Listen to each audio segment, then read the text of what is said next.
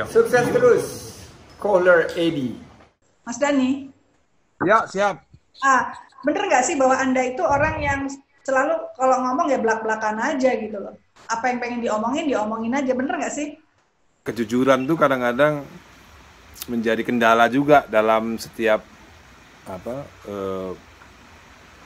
dalam berdialektika dengan pasangan suami istri, karena saya nggak bisa bilang dia cantik kalau emang dia nggak lagi cantik gitu. Saya nggak bisa bilang. Saya kadang-kadang suka nyeplos aja, ini baju kok jelek gini sih, kadang-kadang. Apalagi saya kan Surabayaan kan, ya kan. Kadang-kadang dulu zamannya saya masih di usia sebelum 40 kan, saya kan orangnya cukup tidak sabaran ya. Ya namanya laki-laki di bawah usia 40. Jadi kadang-kadang saya kadang-kadang bisa bilang gitu, ini baju kayak ini sih.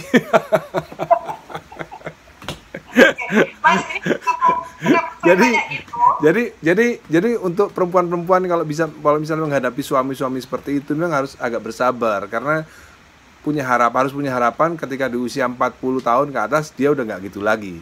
Karena saya ketika mulai usia 40 tahun ke atas saya udah nggak gitu lagi gitu loh.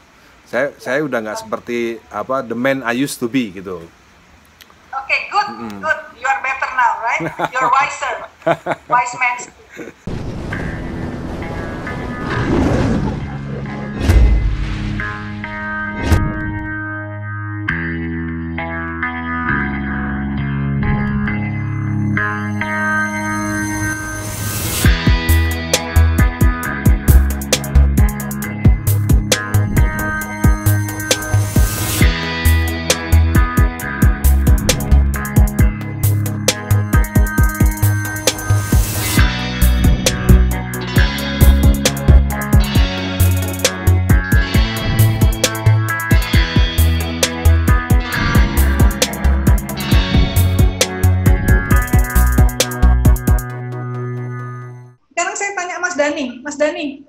Mas Dani, bicara tentang tadi ya, bicara apa adanya ya. Hubungan Anda dengan istri itu apa adanya. Jadi artinya gini, kan kadang-kadang tahu saling tahu, tapi orang kan ada butuh nggak untuk meluahkan gitu ya. Ada kebutuhan nggak kita untuk meluahkan bahwa kita ini merasa begini gitu loh. Seperti kita telling a friend gitu loh Mas Yan. Seperti kita telling a friend gitu ya. Itu gimana kalau Dani gimana? Mas Dani gimana? Kalau aku tuh kadang-kadang setiap orang kan punya kelebihan masing-masing ya. Kalau aku itu luckily aku punya istri yang sabar. Luckily kan nggak semua orang punya istri yang sabar. Nah, istri saya yang sekarang ini sabarnya minta ampun. Sampai akhirnya karena terus terang saya ini laki-laki yang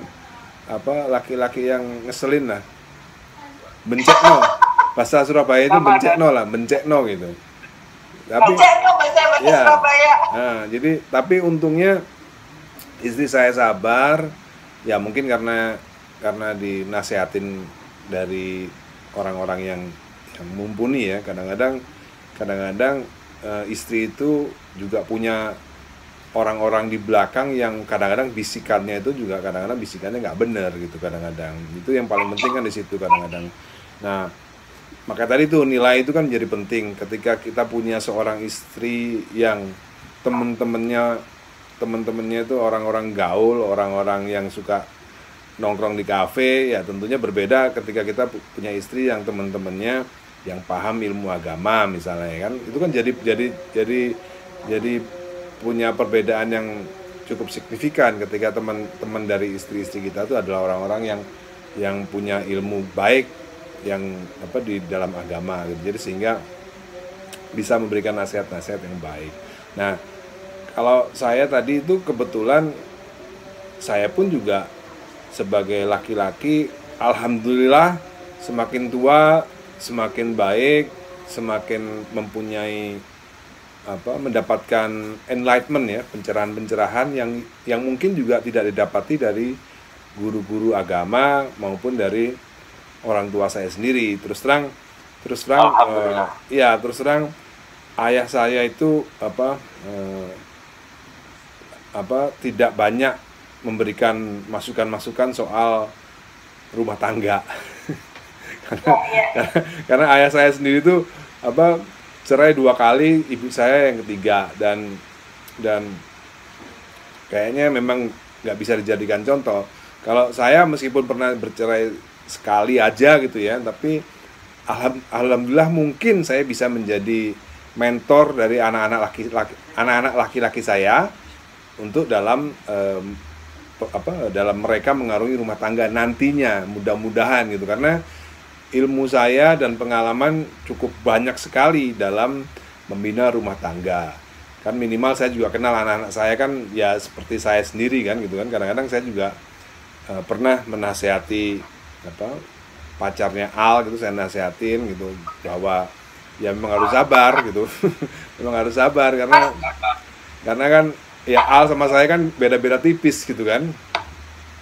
Saya kasih pengertian bahwa saya dulu juga kayak gitu. Tapi sekarang nggak kayak gitu. Jadi saya dulunya memang mencekno gitu. Tapi sekarang alhamdulillah menjadi nyenengno gitu.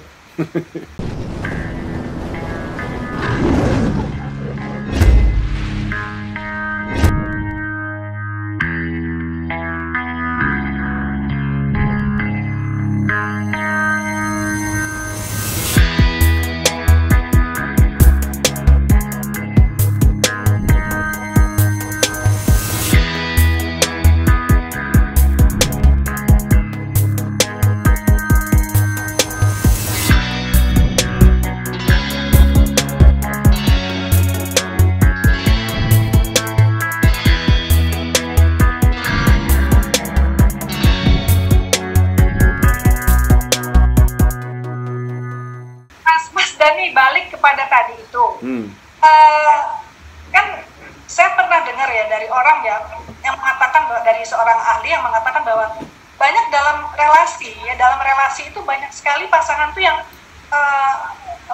ada masalah tapi belaga nggak ada masalah gitu ya, ada masalah belaga nggak ada masalah, jadi susah sekali untuk membicarakan gitu ya, as a friend gitu ya, as two friends gitu, as two friends.